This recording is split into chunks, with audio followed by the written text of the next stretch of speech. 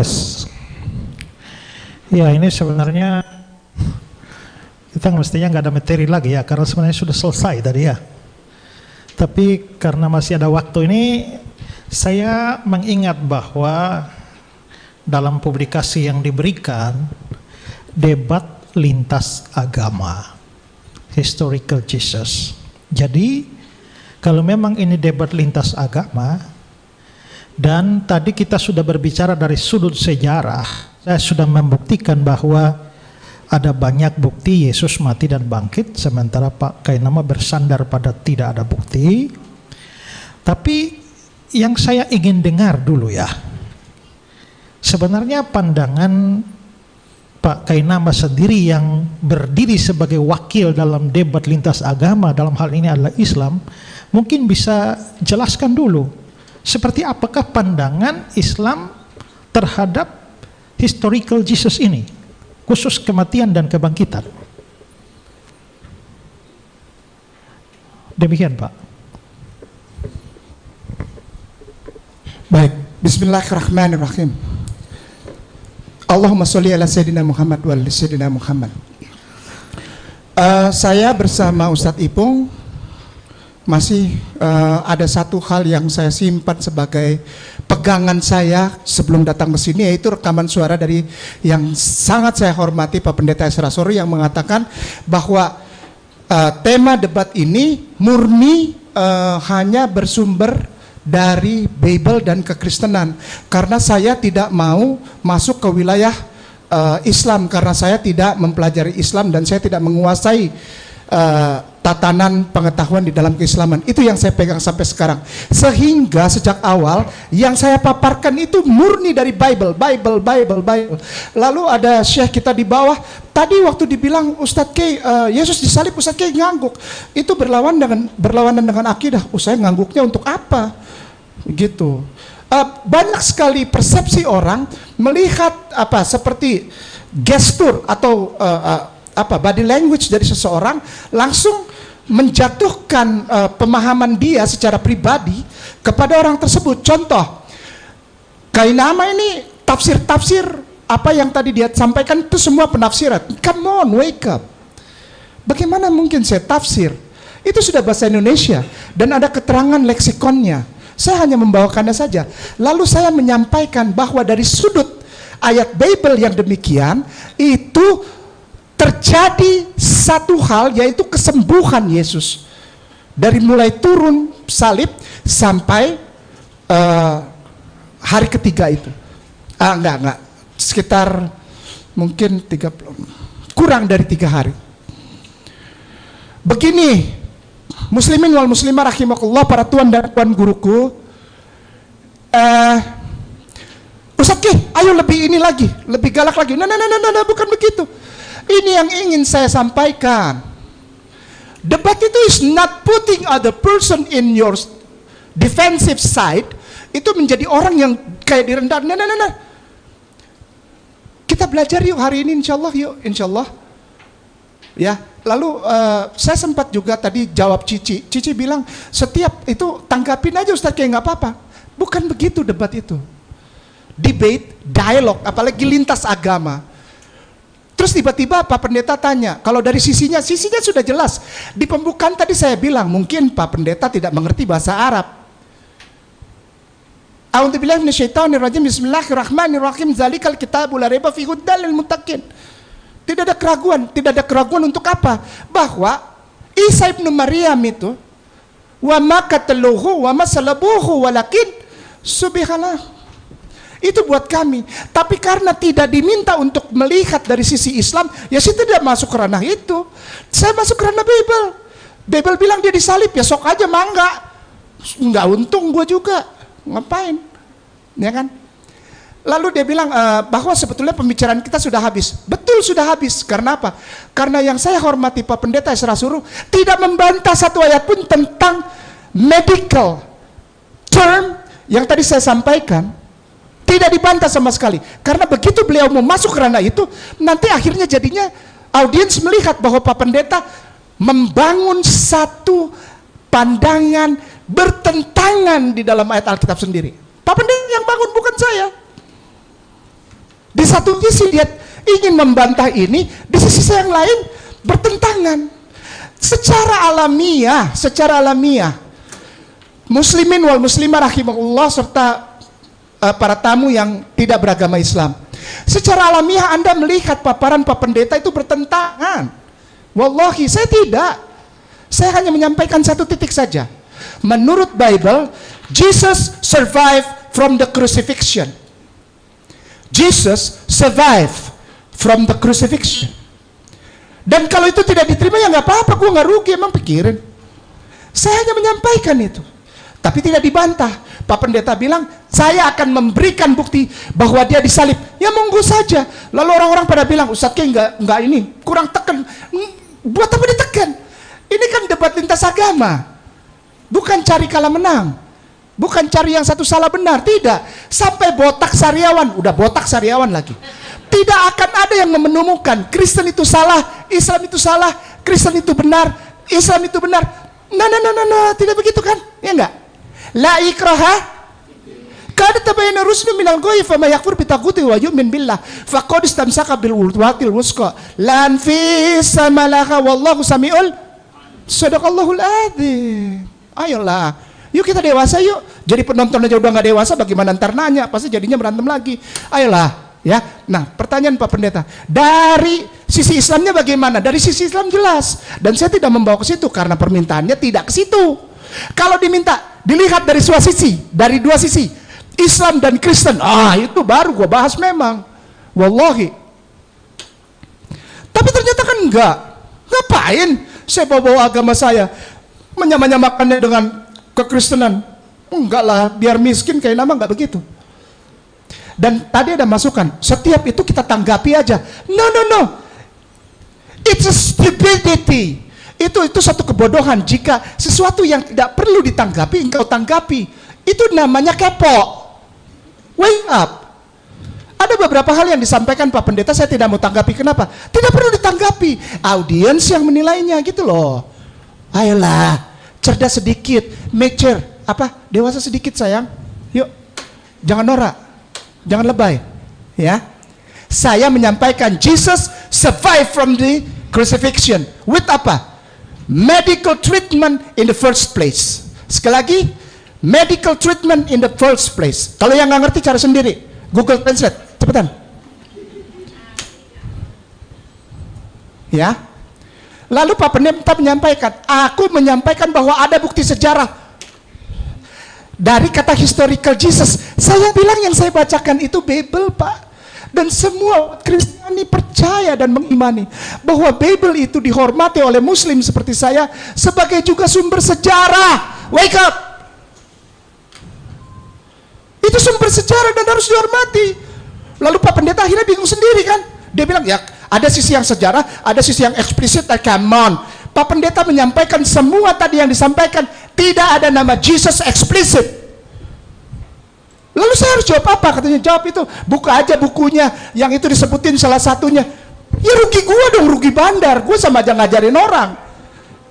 Rugi dong. Adzan. Isa. Masya Allah. Subhanallah.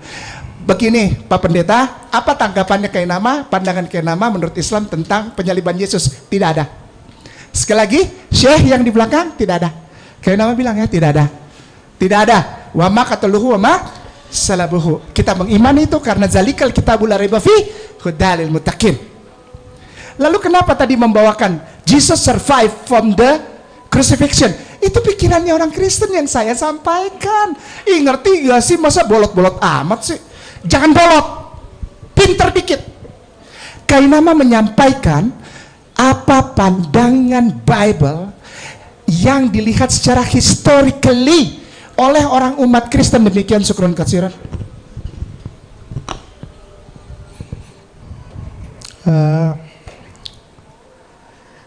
Kalau kita setia dengan topik kita ya berarti mau bicara apa lagi? Selesai tadi. Saya minta beliau untuk menyampaikan bukti bahwa Yesus tidak mati dan tidak bangkit. Dan buktinya adalah tidak ada. Lalu saya memberikan bukti bahwa Yesus mati dan bangkit. Ya kalau itu inti debatnya, ya sudah tidak ada lagi yang diperdebatkan. Nah, sepertinya Pak Kainama ini tidak bisa membedakan antara Bible sebagai sebuah dokumen sejarah dan tafsir terhadap Bible. Keberatan saya tadi itu adalah bahwa beliau tidak berbicara soal historitas Jesusnya, tapi beliau mempersoalkan masalah pemahaman teks. Nah, itulah yang saya kira terjadi kesalahpahaman atau ketidakmengertian soal apa sih yang dimaksudkan dengan historical Jesus itu. Sehingga kalau memang begini ya, kalau kita mau masuk pada tafsir teks, ya berarti tidak cocok dengan tema lagi. Dan sebenarnya itu bisa saja, tapi itu kan menjadi debat yang berkepanjangan karena ya kita bisa membicarakan, maksud saya adalah bahwa tadi ya, kalau saya tadi menggunakan istilah kontradiksi, saya tidak bicara tentang kontradiksi di dalam Alkitab. Kontradiksi antara penafsirannya Pak Kainama dengan data Alkitab. Karena sementara Pak Kainama menggunakan ayat-ayat di dalam Injil Matius, Markus, Lukas lalu mengatakan bahwa Yesus itu tidak mati, akhirnya hanya sembuh, menggunakan Matius, Markus, Lukas untuk membuktikan Yesus hanya sembuh. Problemnya adalah ayat kitab-kitab itu berbicara soal kebangkitan dan bukan kesembuhan. Jadi bagaimana di antara kitab-kitab yang membicarakan kematian, membicarakan kebangkitan secara implisit artinya harus ada kematian, kok tiba-tiba menafsir 1-2 ayat dari ayat itu lalu diselewengkan ke kesembuhan? Maka itu membuat pertentangan, dengan kata lain bukan Bible-nya yang bertentangan, tapi penafsiran Pak Kainama dari beberapa ayat Injil menyebabkan atau menciptakan kesan bahwa Matius, Markus, Lukas tidak konsisten. Mereka percaya Yesus mati bangkit atau tidak. Kalau memang yang mereka tulis itu memang menunjukkan Yesus itu hanya sembuh dari sakit, kenapa mereka bicara kebangkitan? Kalau mereka membicarakan kebangkitan, apakah mungkin bahwa mereka di bagian lain hanya membicarakan kesembuhan? Tak mungkin, tak masuk akal. Jadi satu-satunya kemungkinan di sana bukan kontradiksi di dalam Matius, Markus, Lukas, Yohanes, tapi ada problem dalam tafsirnya Pak Kainama.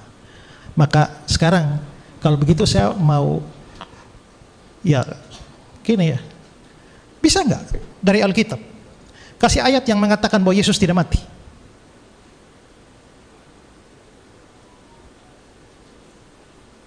Silakan. Oh, saya? Ya. Baik. Yohanes yang tadi, yang saya bacakan itu. Masa saya mesti ulang lagi, Pak? Yang mana? Yang mengatakan Yesus tidak mati itu yang mana? Semua langkah-langkah itu menyatakan Yesus tidak mati, Pak Pendeta. Lalu ayat-ayat yang saya bilang tadi, saya kutip tadi dari Matius, Markus, Lukas yang Yesus mati, bangkit apa? Itu yang persepsi Bapak kan? Loh, eksplisit kok.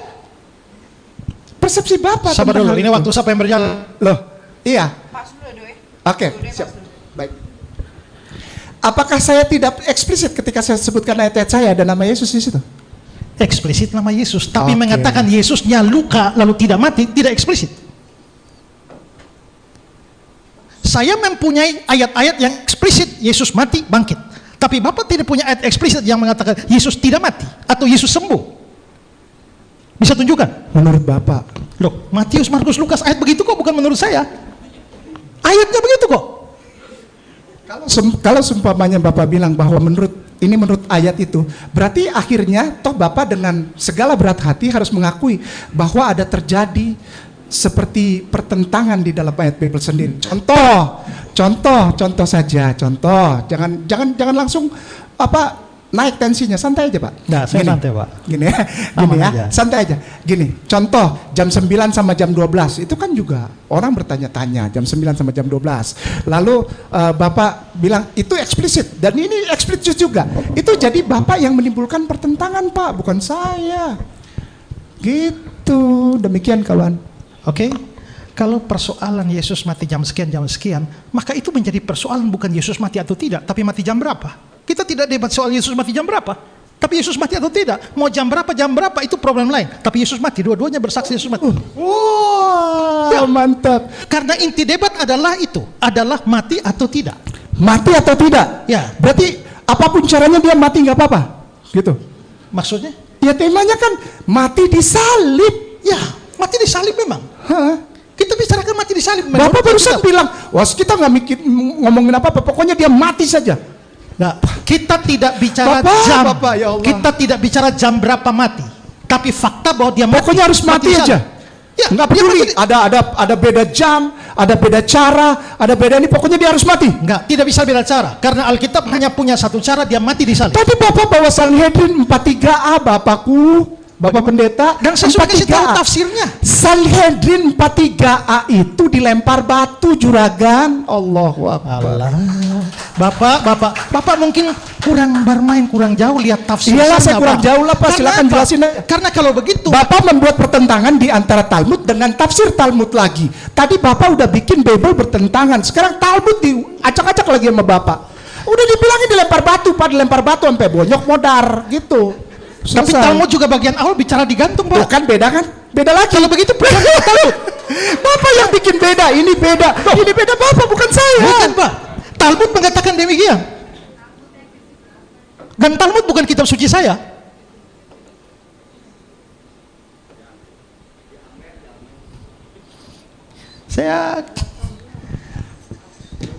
Oke, demikian. Saya kira juga nggak bisa ada lagi yang diperdebatkan lagi. Tidak ya? Yang akan menjadi debat kusir, sebenarnya itulah. Debat sebenarnya tadi sudah berakhir. Pak, maaf ya Pak ya, tadi kan Bapak bilang di pertama, ini debatnya sudah berakhir. Ya saya bersyukur, karena apa? Karena tidak ada sanggahan untuk secara historical, ya bukan tafsir. Tapi saya baca dan saya runut itu kata-kata itu. Tidak Bapak sanggah sejak awal, tidak disanggah satu ayat pun tentang contoh, tentang Smyrna, tentang aloe. Bapak tidak sanggah itu. Apa akibatnya 30 kilo itu dibalur sama tubuh Yesus? Bapak tidak pernah sanggah. Tapi Bapak ingin tunjukkan. Sementara begini Pak, saya yang bikin muter itu Bapak, bukan saya. Saya dari tadi diam aja kok Pak. Ini yang saya nggak mau. Maka itu saya nggak mau ada satu ini langsung minta ditanggapi. Nanti jadinya muter. Kebiasaan banyak orang dalam berdebat, jika memang ingin lari dari satu paparan di depan dari seorang yang membuka paparan, dia bawa ke tempat lain. Saya nggak mau gitu. Nah kan jadinya gini kan, dia bilang mana tunjukkan eksplisit. Nanti dia bilang ini eksplisit, ini sejarah. Ada beberapa tempat di dalam Bible yang ini sejarah, ini bukan. Lewat lagi. Tidak ada pertentangan dalam ayat Bible 9 sama 12. Kita lihat lagi. Lalu beliau bilang pokoknya harus mati. Tapi bukannya Sanhedrin. Begitu dia bilang, kita lihat tafsir Sanhedrin. Gimana? Antum yang buka, antum yang muterin di situ gitu Pak Pendeta. Kalau saya enggak, kalau saya polos-polos aja. Dibilang Yesus dibalur 30 kilo sama atau Smyrna dan aloe, ya udah saya ikutin alurnya, gitu aja. Kalau memang nggak terima ya nggak apa-apa, bilang aja saya tidak terima itu dan ini bantahannya, tidak. Tapi dari tadi enggak, Bapak tampilkan surat-surat apa orang-orang yang udah lama itu. Contohnya, udahlah kita buka aja yuk, iseng yuk, kita buka ya, supaya nggak puyeng. Tadi ada yang bilang buka aja bukunya satu, ya bukalah, buka aja satu. Siapa? Oh ini, namanya Profesor Paul Hofper. Dia adalah profesor di Amerika Serikat. Prof. Paul Hofper, Flavianum Testimonium. Paul Hofper namanya itu. Profesor itu, bukan kayak nama. Kayak nama nggak bikin ribet, kayak nama lempeng-lempeng aja lah. Anak priuk nih, nggak pusing.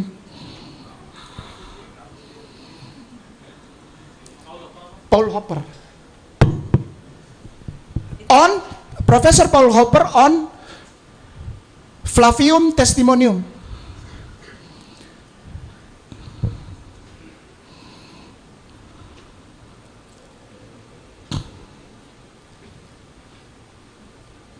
Mana Flavium Testimonium? Oh habis, nggak ada. Kita buka bukunya. Ya pokoknya itulah ya. Beliau yang bikin apa? Seperti jurnal gitu. Santuy ya, sebentar matiin dulu waktunya boleh? Saya ingat bukunya. Boleh ya? Waktu matiin ya. Saya tidak pakai waktu ya. Sebentar aja. Jangan marah lah. Santai aja lah. Ya. Santai. Testimonium Flavianum. Bukunya tentang Testimonium Flavianum. Ini dibikin ribet amat ya, santai aja. Testimonium Flavianum. Nah ini dia nih, ntar ya.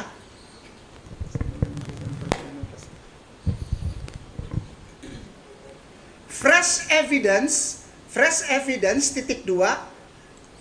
The fourth itu. Mr. Harris mana tuh? Ada tuh. The fourth Jesus passage in Josephus. Fresh evidence. Ini fresh evidence. The fourth tulisannya FORGED. Yang lain kalau mau ikutin boleh. Oh ya. Fresh evidence. The fourth Jesus passage in Josephus. Nah ini dia nih. Fresh evidence nih yang ini. Ya silakan buka aja. Ya, Frida. Abstrak boleh. Halaman berapa itu? Fresh evidence 75. Bentar ya.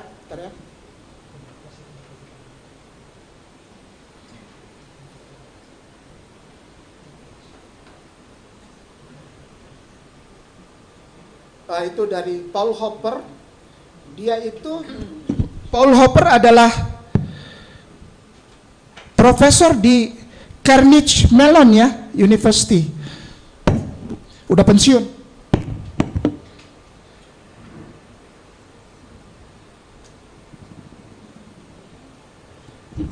Cari Hopper's conclusion is even more direct. Ini nih, blog. Ya. Nanti saya muter di sini, saya nggak mau gitu. Bukan apa-apa. Muter nanti deh, percaya deh. Muter nanti jawabannya, percaya deh. Muter, capek, kayak beca. Tata bahasa naratif Testimonium Flavianum membedakan dengan jelas dan kisah-kisah kurator Pontius Pilatus. Penjelasan yang paling mungkin adalah bahwa seluruh bagian itu disisipkan. Mungkin oleh orang-orang Kristen yang malu dengan panjang. Nanti saya kayak Kodondi pakai waktu panjang, baca sendiri ya. Sukron, afwan wa asif.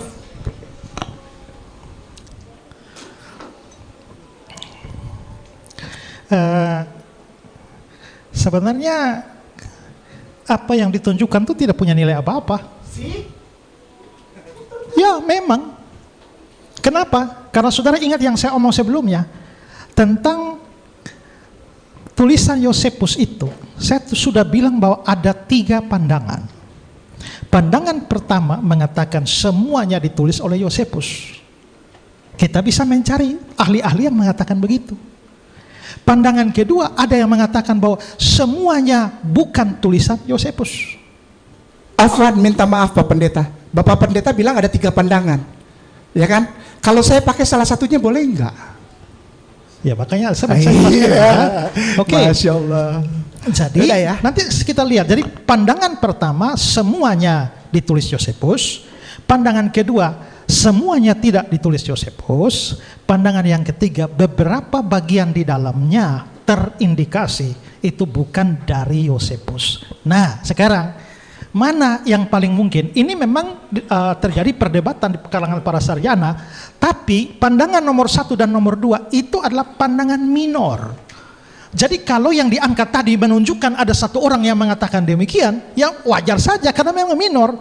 Tapi mayoritas pandangan dan justru tulisan-tulisan terbaru dari para pakar itu memilih pandangan ketiga yang dipersoalkan. Sekarang saya mau kasih tunjuk tulisan Yosefus ini ya, supaya saudara mengerti apa yang jadi persoalan itu. Bisa ini?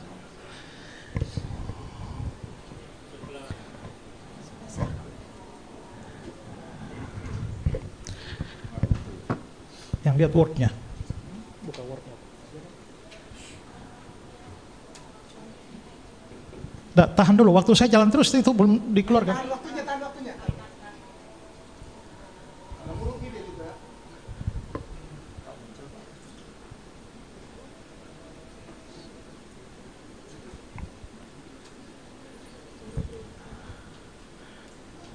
Gak bisa ya?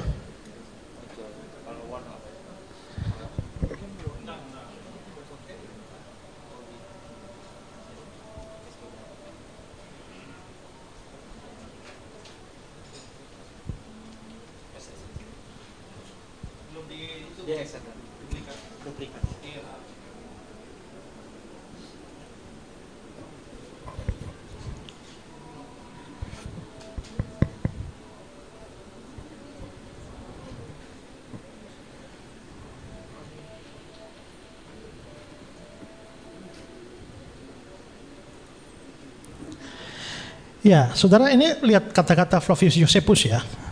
Demikianlah, kira-kira pada waktu inilah Yesus seorang manusia bijaksana, kalau boleh menyebutnya seorang manusia, karena dia adalah seorang pelaku pekerjaan yang luar biasa, seorang guru yang mengajarkan kebenaran sedemikian rupa sehingga orang menerimanya dengan sukacita. Dia menarik banyak orang Yahudi kepadanya dan juga banyak orang Yunani. Orang ini adalah Kristus. Dan ketika Pilatus telah menyuruh menyalibkan dia, oleh karena dakwaan para pemimpin di antara kita, mereka yang sejak semula telah mengasihinya tidak meninggalkan dia. Karena dia menampakkan diri dalam keadaan hidup kepada mereka pada hari yang ketiga. Nabi-nabi Allah telah berbicara tentang hal ini dan ribuan hal lainnya yang menakjubkan tentang dia. Dan bahkan sampai sekarang pun kaum Kristen, demikian mereka dinamakan berdasarkan namanya, belum juga punah. Nah, mengapa para sarjana itu memilih pandangan ketiga? Karena dari hasil penelitian sejarah, saudara lihat yang saya kasih warna merah, itu yang diragukan keasliannya. Karena apa? Ini Josephus ini bukan orang Kristen. Ketika dikatakan kalau boleh menyebutnya seorang manusia, menurut para kritikus, kalau Yakobus itu seorang Yahudi, tak mungkin dia mempunyai pandangan semacam ini. Juga kata-kata berikutnya, orang ini adalah Kristus. Yakobus sebagai orang Yahudi tak mungkin percaya Yesus sebagai Kristus. Karena itu dianggap sisipan. Lalu bagian yang ketiga, karena dia menampakkan diri dalam keadaan hidup kepada mereka pada hari ketiga dan seterusnya, kalimat yang warna merah di bawah itu juga dianggap sisipan. Jadi memang ada dugaan kuat bahwa memang itu disisipkan oleh orang Kristen perdana. Tapi semua yang hitam itu asli dari Josephus, dan termasuk yang kasih warna biru. Pilatus telah menyuruh menyalibkan dia. Itu tidak pernah diragukan. Dan itu tidak pernah dipersoalkan di dalam perdebatan tentang di kalangan para sarjana ahli Josephus. Dengan kata lain, abaikanlah yang merah-merah itu. Itu memang, kalau memang kita mau memastikan itu sisipan orang Kristen. Tapi bagaimana dengan yang biru? Pilatus telah menyuruh menyalibkan dia. Dan semua manuskrip Josephus itu punya kalimat itu. Dengan kata lain, Pilatus telah menyuruh menyalibkan dia, itu tidak diragukan. Dan karenanya kita percaya data sejarah ini, tulisan orang non-Kristen memberi konfirmasi bahwa memang Yesus disalibkan mati di bawah pemerintahan Pontius Pilatus. Itu jawabannya, Pak. Jadi bukan soal muter-muter, memang harus begitu. Pak mau sanggah saya yang saya katakan ini? Ya sudah. Panjang ntar, Pak, kalau bisa jam 11. Oke. Oke, sudah ya dari Pak Esrosro ya. Pak Kenama, ada yang mau disampaikan lagi? Baik, closing statement ya. Ya, boleh masuk ke closing statement masing-masing. Iya, kelamaan. Closing statement. There is no single evidence. There is no single evidence. There is no single evidence. Jesus died on the cross. From relics to statements and writings, early church writing even. A person who are outside the church in the early church father time ages, nggak ada. Itu yang saya ingin tekankan. Dan ingin dengan segala kerendahan hati, marilah kita lihat ini. kepada muslimin wal muslimah saudaraku tersayang, rahimakumullah, supaya kita melalui informasi-informasi yang kita dapat ini, paling tidak kita memberikan pagar kepada muslimin wal muslimah yang muda-muda, supaya jangan toleran lebay, berlebihan, toleransi kebablasan. Apa itu? Contoh, ini aja belum ketemu mereka, belum ketemu. Yang pasti yang mana belum ketemu, wallahi belum ketemu. Sampai akhirnya dipakai satu cara, pokoknya apapun caranya Yesus harus mati. Mau bagaimana caranya kita terima. Karena dengan kematian ada kebangkitan. Kalau orang ngomong masalah lahir, itu bisa digoyang dikit lah. Clementinus of Alexandria udah tulis segede-gede alem gambreng bahwa juragan ganteng itu lahirnya antara springs sampai summer, April sampai apa gitu. Itu Bapak Gereja Clementinus dicuekin sama mereka. Tetap Desember 25 tetap. Udah dikasih tahu itu tuh Sol Dies Natalis Solis Invictum Deo. Udah dikasih tahu, tetap kekeh, cuek mereka. Tapi kalau usik kematian, wow, ngamuknya minta ampun. Kenapa?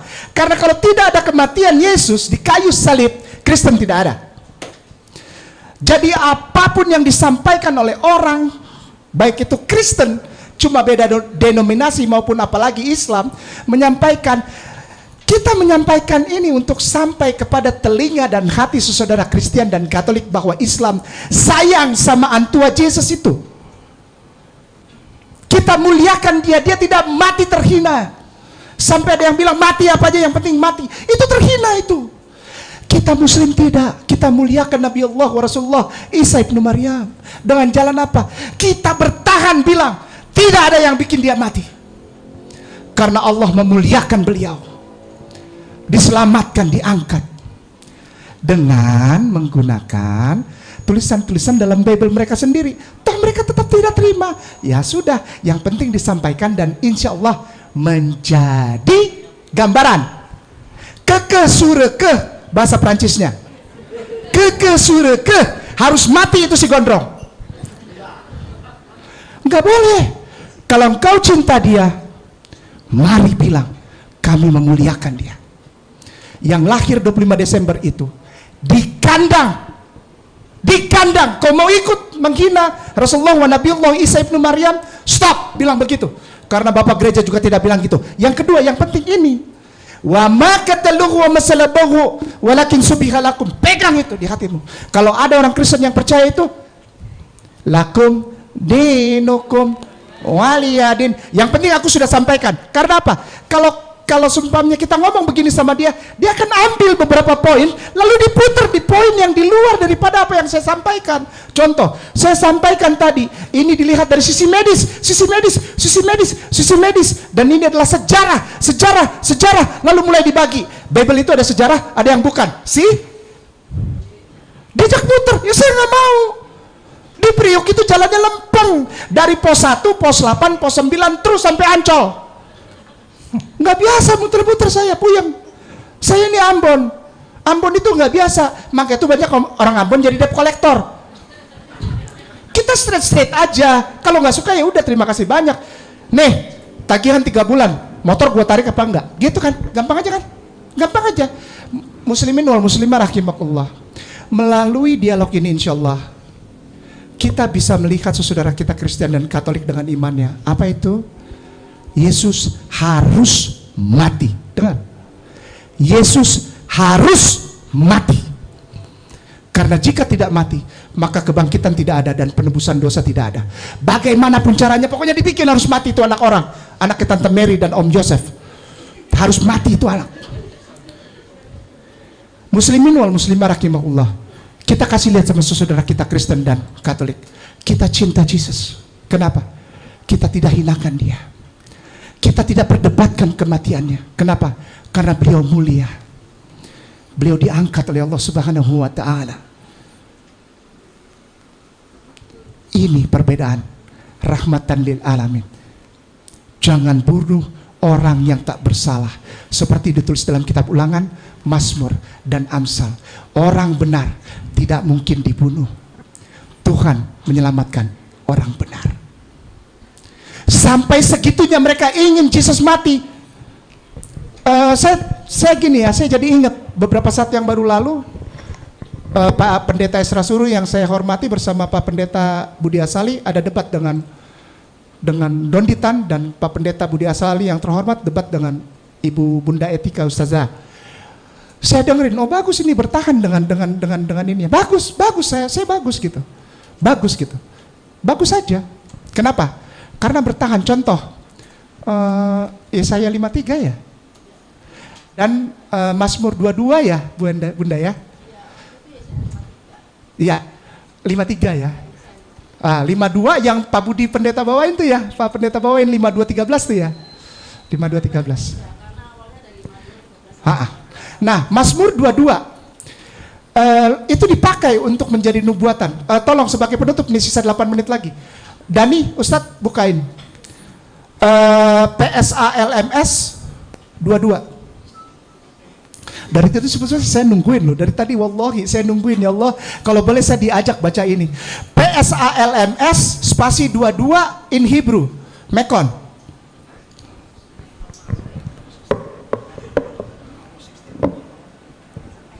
Ini nubuatan. Saya habisin ya Pak Pendeta, maaf ya, jangan marah. Karena saya sudah tidak bisa memberikan sanggahan lagi, saya habisin ya Pak Pendeta, jangan marah. Ya Pak Pendeta. Pak Pendeta, maaf ya. Psalms, mari. Siapa yang bisa temani saya baca dari 14, kita gantian. Ganjil genap. Yuk, siapa aja yuk. Dari Kristen yuk.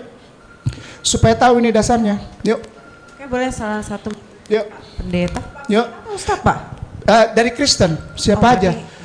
Enggak, maksudnya gini loh, supaya saya jangan dibilang kurang ajar. Ada yang kita mulai dari 14 sampai 17, gantian. Siapa yang mulai, terserah, siapa yang mulai pertama terserah. Apa ada yang mau baca ke depan? Yuk, 14. Silahkan. Boleh. Dan 14. Boleh. 14, 15, 16, 17. Gedein ininya, gedein Hebrunya ya, Dan. Sukron, katsiron. Yuk, sukron. Lalu 13, 14. Yuk, kita baca itunya ya. Patsu alaif dari situ ya. Dari Patsu alaif ya. Yuk.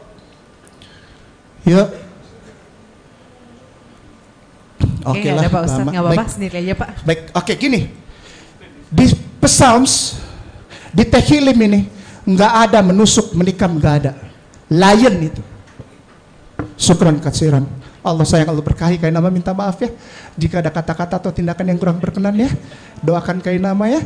Kalau malam ini saya minta maaf banget kalau malam ini tidak memuaskan selera Anda untuk seperti jadi debater yang galak gitu, enggak. Saya bukan begitu. Saya bukan debater yang begitu. Ya, saya ingin menempatkan debate pada tempat yang proporsional dan membangun kesadaran bahwa yang cinta Yesus cuma satu agama di muka bumi ini, namanya rahmatan lil alamin, Islam. Takbir. Kurang semangat. Takbir. Masya Allah wa subhanallah. Kai Nama minta maaf ya. Doakan Kai Nama, doakan Ustadz Ipung, doakan Ayah Sofia dan semua para tuan guru ya. Ada Bapak Dance juga baru datang. Bapak Dance kenapa kurus, gemuk dikit lah, ya kan? Mentang-mentang udah berhenti makan daun pepaya pakai saya malu bilang kalau di Manado tuh daun pepaya pakai itu tuh, pakai gitu. Gitu. Ya, Allah sayang, Allah berkahi semuanya. Pak Pendeta, saya minta maaf jika ada kata-kata saya yang salah. Pak Pendeta, terima kasih banyak sudah mau dialog dengan Kai Nama dan semua pendeta serta para teolog, Pak Budi Asali, Pak Pendeta MM dan semuanya. Allah sayang, Allah berkahi.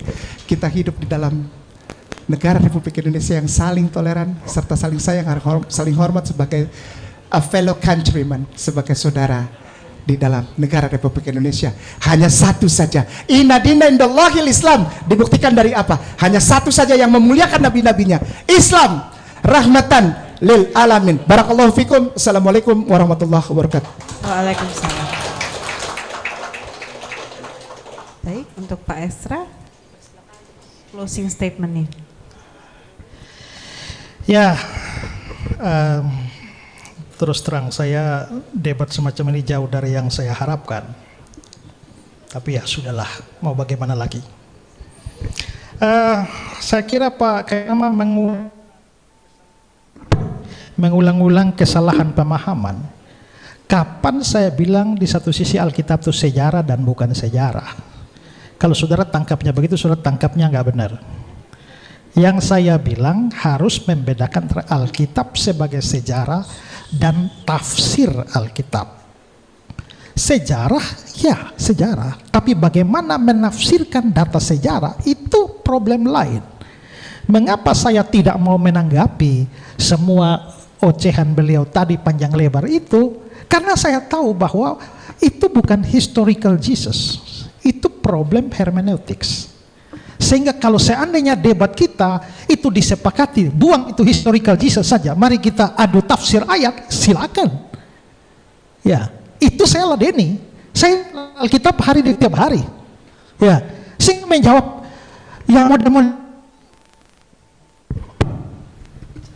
itu hal yang mudah. Tapi kan kalau saya jawab di situ kita sudah lari dari inti perdebatan. Ya, nah lalu soal Yesus mati itu pokoknya harus mati, mau tidak mau harus mati. Ingat bahwa kalau kita bicara ini historical Jesus, kita tidak bicara mau atau tidak maunya kita. Ya, 1000 kali kami mau Yesus mati, kalau Yesus memang fakta sejarahnya tidak pernah mati, ya tidak pernah mati. Tapi 1000 kali pakai nama mau Yesus tidak mati, ya dia akan bertahan seperti itu. Problemnya sekarang bukan soal maunya orang Kristen bagaimana, maunya Islam bagaimana, mau kayak nama bagaimana, tapi fakta sejarahnya apa? Itu yang jadi persoalan. Dan apa kalau memang maunya Yesus tidak mati, kasih bukti. Buktinya apa? Buktinya tidak ada bukti. Kalau saya paparkan data sejarah. Dan data sejarah yang saya paparkan artinya adalah bahwa fakta Yesus mati dan bangkit itu bukan soal maunya orang Kristen.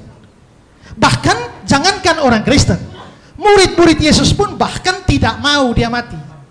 Kenapa? Karena pemahaman salah. Di Matius pasal 16, ketika Yesus memberitakan bahwa dia akan mati, ya, lalu Petrus mencegah dia, kiranya Allah menjauhkan itu dari engkau. Artinya adalah bahwa para murid Yesus langsung pun tidak mengharapkan dia mati.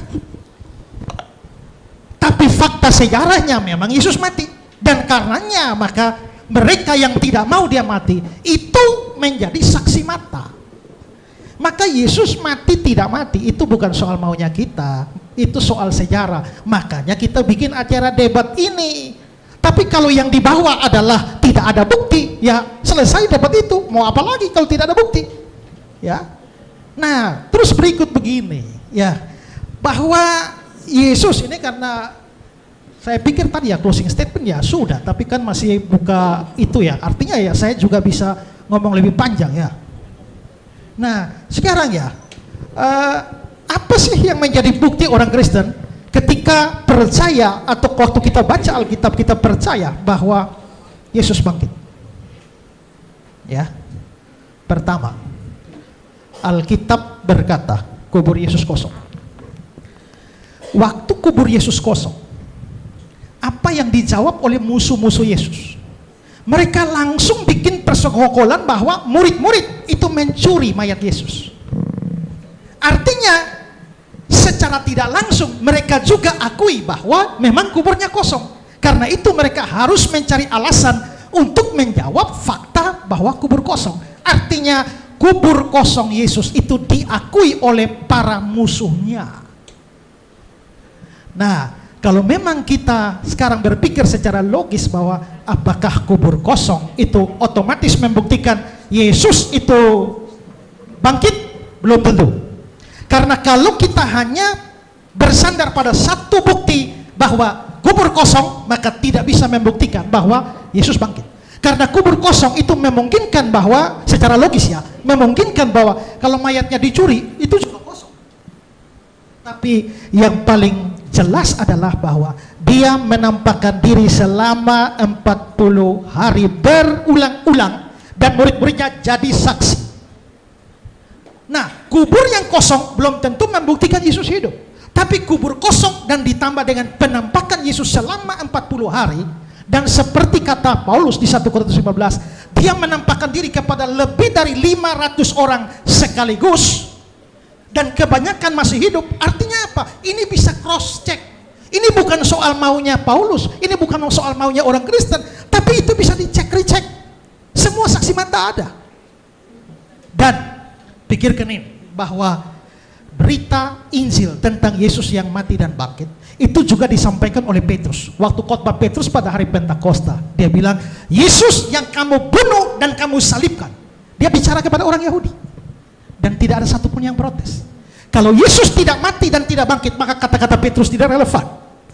Tapi dia berani mengatakan itu pada musuh-musuh Kristus yang kamu salibkan, dan mereka diam terhadap hal itu. Itu menunjukkan bahwa memang kematian Yesus itu sebuah fakta yang tak bisa dibantah.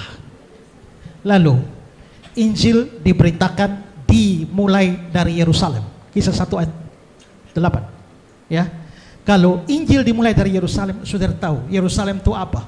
Tempat di mana Yesus mati. Dan kalau Yesus tidak pernah bangkit, lalu mulailah memberitakan bahwa Yesus mati dan bangkit, dan mulainya di Yerusalem. Kalau mau tipu orang, mulailah di India sana, mulailah di Tiongkok sana, jangan mulai di Yerusalem, di mana orang bisa membuktikan Yesus tidak bangkit. Yesus tidak mati, tidak bangkit. Seandainya memang dia betul-betul tidak mati, tidak bangkit.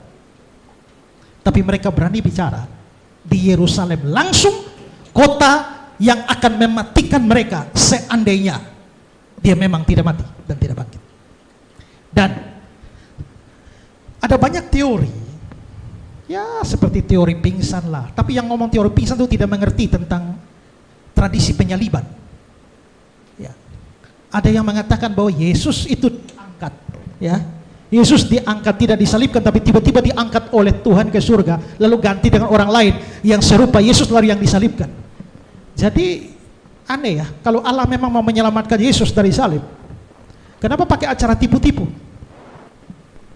Kalau mau selamatkan Yesus, angkat saja, binasakan musuh-musuh Yesus. Kenapa masih pakai acara menipu orang dengan menyerupakan Yesus dengan orang lain? Kok Allah terlibat dalam konspirasi penipuan? Dan gara-gara ini, seandainya teori itu benar ya, seandainya memang Allah mengangkat Yesus dan Yesus tidak jadi mati, sementara akibat dari itu orang Kristen tidak tahu dan orang Kristen percaya Yesus mati, artinya orang Kristen telah tersesat. Tapi siapakah yang membuat orang Kristen tersesat? Allah yang menipu. Pikirkan itu. Dan waktu orang itu diserupakan dengan Yesus, pertanyaannya adalah orang-orang yang mengira itu yang disalibkan itu Yesus itu, yang mengira mereka menyalibkan Yesus itu siapa? Musuh-musuhnya kan? Bukan murid-muridnya kan? Dan kalau begitu seharusnya yang percaya bahwa Yesus tidak disalibkan, atau yang percaya bahwa Yesus disalibkan, tertipu oleh Allah, itu adalah mereka yang mau menyalibkan dia. Tapi ternyata bukan mereka yang percaya, justru murid-murid yang percaya. Mungkin apa yang saya omong ini sukar bagi saudara, tapi dengan ulang ya, lalu mikir baik-baik, pakai logika ya. Nah sekarang gini loh, tadi Pak Kainama bicara soal ya mempermuliakan Yesus. Oke. Mungkin satu hal yang saudara mungkin akan tidak mengerti ya, bahwa kematian Yesus itu sesuatu yang, apalagi mati di kayu salib, itu sesuatu yang merupakan kehinaan. Maka Kristen menjadi agama yang paling lain di dunia karena dia menjadikan simbol yang adalah salib, yang adalah simbol aib, itu menjadi simbolnya. Penyaliban itu sesuatu yang buruk. Penyaliban itu sesuatu yang memalukan. Saudara, kalau Injil adalah karangan-karangan para murid saja, mereka tidak mungkin mengarang sebuah cerita yang mempermalukan diri sendiri dan Tuhan mereka, kecuali itu memang fakta sejarah. Seandainya murid-murid mau membuat sebuah karangan, mereka harusnya mengarang bahwa dia tidak pernah mati, karena mati di kayu salib itu memalukan dia. Harusnya adalah karanglah cerita bahwa dia tidak mati, dia diangkat. Itu baru mempermuliakan. Tapi berita tentang salib, mati di salib itu berita memalukan. Tapi kok tetap masih mau menyampaikan berita dan pergi ke keliling seluruh dunia menyampaikan berita memalukan itu? Karena itu fakta sejarah. Maka kekristenan begitu jujur, tidak mau menipu.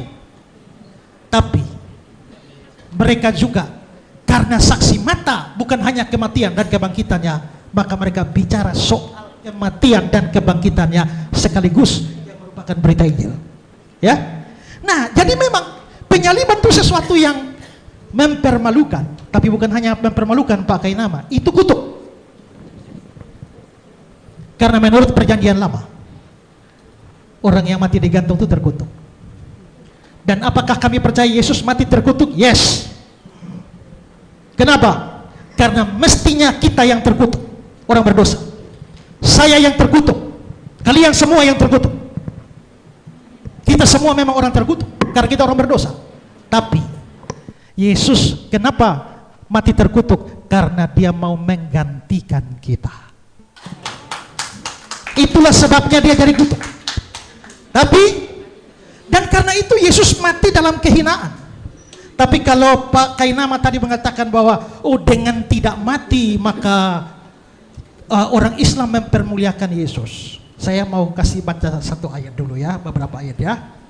Filipi pasal 2, hendaklah kamu dalam hidupmu bersama menaruh pikiran dan perasaan yang terdapat juga dalam Kristus Yesus, yang walaupun dalam rupa Allah tidak menganggap kesetaraan dengan Allah sebagai miliknya harus dipertahankan, melainkan telah mengosongkan dirinya, mengambil rupa seorang hamba. Mengambil rupa hamba itu sudah rendah. Menjadi sama dengan manusia itu sudah rendah. Dalam keadaan sebagai manusia dia telah merendahkan dirinya dan taat sampai mati, bahkan mati di atas kayu salib. Jadi bukan orang Kristen yang merendahkan Yesus. Yesus merendahkan diri sendiri. Tapi apakah dengan demikian kita tidak mempermuliakan Yesus? Tidak. Karena ayat 9 mengatakan, itulah sebabnya Allah sangat meninggikan dia dan mengaruniakan kepadanya nama di atas segala nama, supaya dalam nama Yesus bertekuk lutut segala yang ada di langit, yang ada di bumi, yang ada di bawah bumi, dan segala lidah mengaku Yesus Kristus adalah Tuhan bagi kemuliaan Allah. Jadi memang dia pernah direndahkan, tapi karena itulah dia ditinggikan. Kalau dia tidak pernah direndahkan, dia tidak perlu ditinggikan. Dan nama diberikan kepadanya, nama di atas segala nama, setiap lutut akan bertelut dan mengaku. Dan saya percaya itu, semua, termasuk semua saudara, akan bertelut dan mengaku Yesus Tuhan. Tapi belum selesai, tapi mungkin belum sekarang. Akan tiba saatnya ketika pada akhir zaman saudara akan dipaksa mengaku atau tidak. Tenang, ya? tenang. Jadi kalau saudara pasti saudara akan mengaku, terpaksa mengaku. Tapi kalau tidak mau, ya mengakulah sekarang. Tidak mau, urusan saudara. Dan ingat, kalau Pak Kainama sampai mempunyai pandangan seperti itu Pak, menurut saya pantas Bapak jadi mualaf. Karena itu hal paling mendasar. Itu hal paling mendasar dalam Kristen. Dan Bapak tidak mengerti itu, maka wajar Pak jadi mualaf. Ya. Nah, karena itu saudara, diam, saya tidak bicara dengan saudara. Moderator yang berhak menegur saya. Dan karena itulah, maka menurut saya, ya, kita memang perdebatan kita akan berakhir. Tapi ingat ya, bahwa tadi saya sudah bilang, Yesus mati itu penting untuk keselamatan. Saya menghargai saudara-saudara semua, termasuk Pak Kainama. Tapi Pak Kainama, ini Bapak mau tidak terima juga tidak apa-apa. Tapi kerinduan hati saya, sebelum Bapak mati, kembalilah kepada Yesus sebagai juru selamat dan Tuhan. Tidak mau terima juga tidak apa-apa. Ya, gak apa-apa. Ini kan tawaran. Injil tidak pernah dipaksakan, hanya ditawarkan. Termasuk dengan ibu yang tadi pegang tangan dengan saya yang mengaku diri mualaf. Kembalilah ibu sebelum innalillahi wa innalillahi raji'un. Terakhir sebelumnya ya mohon maaf ya Pak Kainama. Tadi beliau bilang saya orang Ambon, ini saya juga orang Timur juga ya. Nah, jadi kalau kita ngomong keras begini biasa, itu keras itu hanya suaranya, tapi hatinya tidak ya. Jadi aman. Mohon maaf sekali lagi kalau ada kata-kata yang salah tidak berkenan. Hanya persatuan kita tetap terikat. Yes. Baik. Baik, terima kasih banyak kepada Ustadz Keinama dan kepada Pak Pendeta Esla Soru. Baik, untuk sekarang sudah pukul 7.30, kita akan masuk ke dalam sesi pertanyaan.